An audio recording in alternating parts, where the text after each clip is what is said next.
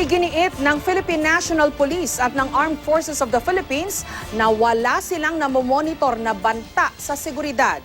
Gayunpaman, lalo pang hinigpitan ang pagbabantay sa lahat ng pinagdarausan ng APEC Summit. May report si Ian Cruz.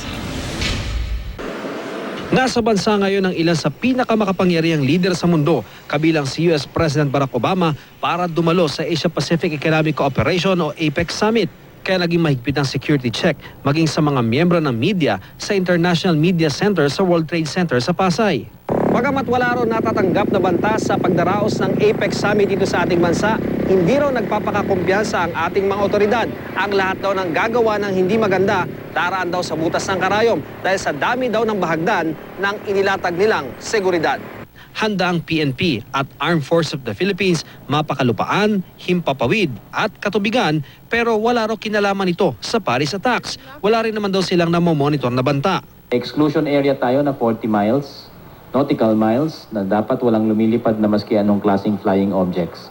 Kasama dyan po ang drone or man aircraft. So pag may nakapasok po dyan, ihaharangin po or i-intercept. At ang pinaka-extreme measure na pag hindi sumunod, pababagsakin. Kaya ang APEC Joint Task Force bumuo ng hotline number sa maaaring tawagan ng publiko kung may nakikitang suspicious activities o individual.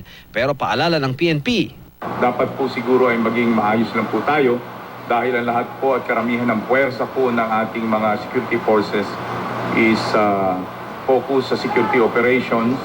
At the same time, sa anti-criminality campaign. Ian Cruz, GMA News.